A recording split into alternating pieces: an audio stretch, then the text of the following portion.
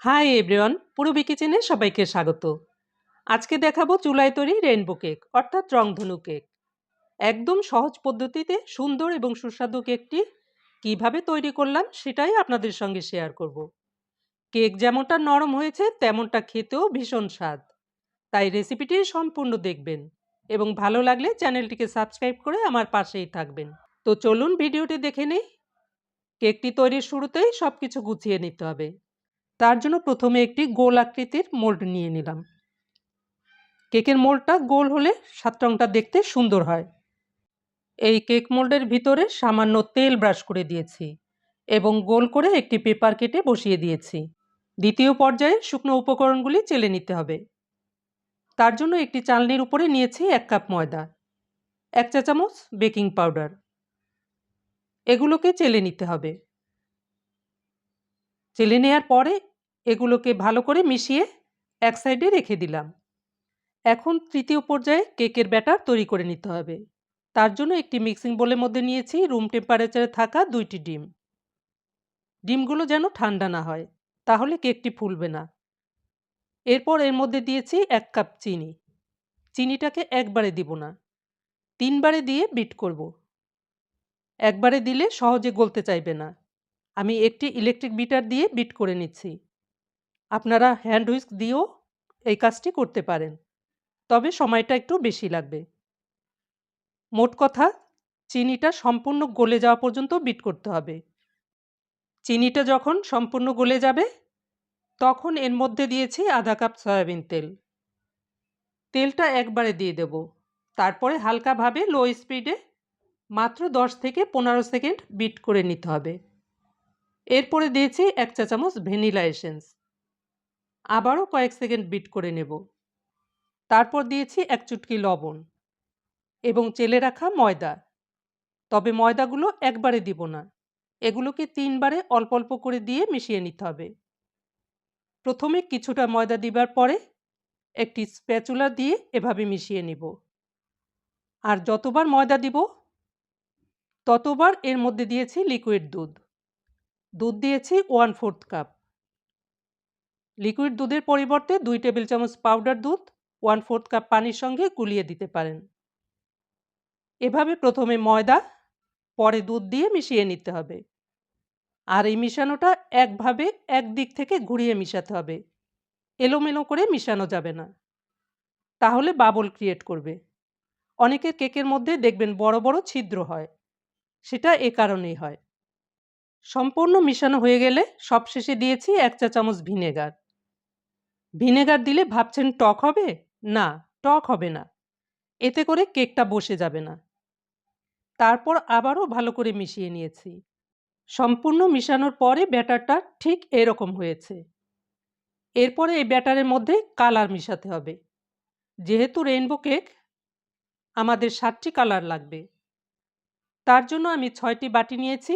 এই বাটির মধ্যে অল্প অল্প করে সমানভাবে দিয়ে দেব।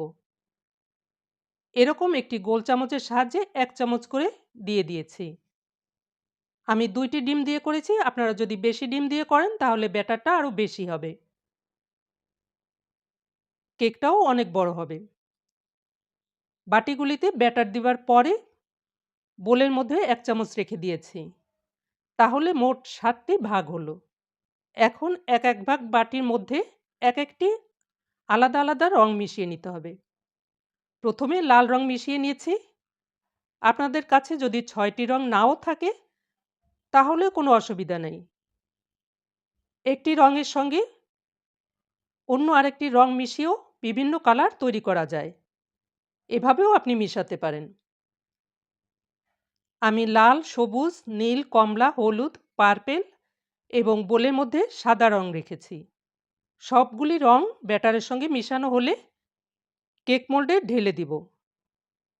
তার আগে চুলায় একটি হাঁড়ি বসিয়ে তার মধ্যে একটি স্ট্যান্ড রেখে ঢাকনা দিয়ে ঢেকে 10 মিনিট প্রিহিট করতে রেখে দিলাম, কারণ আমরা কেকটি চুলায় বেক করব। এরপর ব্যাটারগুলি মোল্ডে ঢেলে নেব। প্রথমে সাদা ব্যাটারটা দিয়ে দিব আর ব্যাটারটা মোল্ডের ঠিক মাঝ বরাবর ঢালতে হবে। এরপর দিয়েছি নীল কালারটা। এটাও মাঝ বরাবর সাদা কালারের উপরে ঢালতে হবে। মোল্ডের ভিতর চামচ দিয়ে কোনো নাড়াচাড়া করা যাবে না। একটু খেয়াল করে দেখলেই বুঝতে পারবেন আমি কিভাবে করছি। আমি আমার মতো করে রঙের ব্যাটারগুলোই দিয়ে দিলাম। আপনারা আপনাদের পছন্দ মতো দিতে পারেন। সত্যি দেখতে এত সুন্দর লাগে এবং খেতেও ভীষণ মজার। আর একটা কথা, অবশ্যই ভালো মানের ফুড কালার ব্যবহার করতে হবে। এক একটি রঙের ব্যাটার ঢালবো আর দেখবেন আস্তে আস্তে ব্যাটারটা মোল্ডের ভিতর ছড়িয়ে যাচ্ছে। এভাবে একটার উপর একটা কালারের ব্যাটার সম্পূর্ণ দেয়া হলে মোল্ডটাকে ধরে ২-৩ বার এভাবে ট্যাপ করে নিতে হবে। এখন আমরা চুলায় বেক করব। তার জন্য আগে থেকে যে হাঁড়ি প্রিহিট করতে রেখেছিলাম সেই হাঁড়ির মধ্যে সাবধানে বসিয়ে দিয়েছি। আমার হাঁড়িটা একটু ছোট হয়ে গেছে, আপনারা আর একটু বড় হাঁড়ি নেবেন।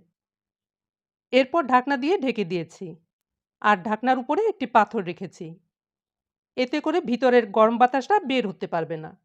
চুলার আঁচটাকে লো থেকে সামান্য একটু বাড়িয়ে রেখে ২০ থেকে ২৫ মিনিট অপেক্ষা করব। ২০ মিনিট পরে ঢাকনাটা তুলে নিলাম এবং একটি কাঠি দিয়ে চেক করে নিচ্ছি।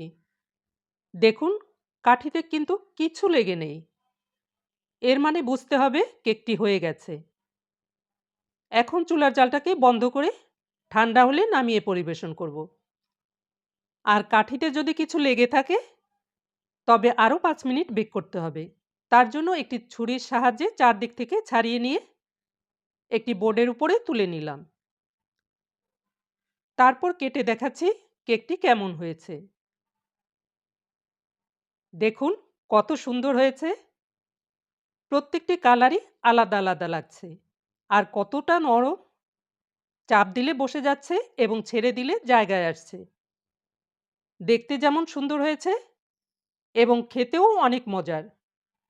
তাই অবশ্যই ট্রাই করবেন। দেখলেন তো কত সহজেই দারুণ একটি রংধনু কেক বা রেইনবো কেক তৈরি করলাম। আপনারাও এভাবে তৈরি করে খাবেন এবং এনজয় করবেন। তারপরে কয়েকটি পিস কেটে নিয়ে আমি পরিবেশন করলাম। তাহলে এবার পরবর্তী রেসিপি দেখার আমন্ত্রণ জানিয়ে রাখছি। Good bye.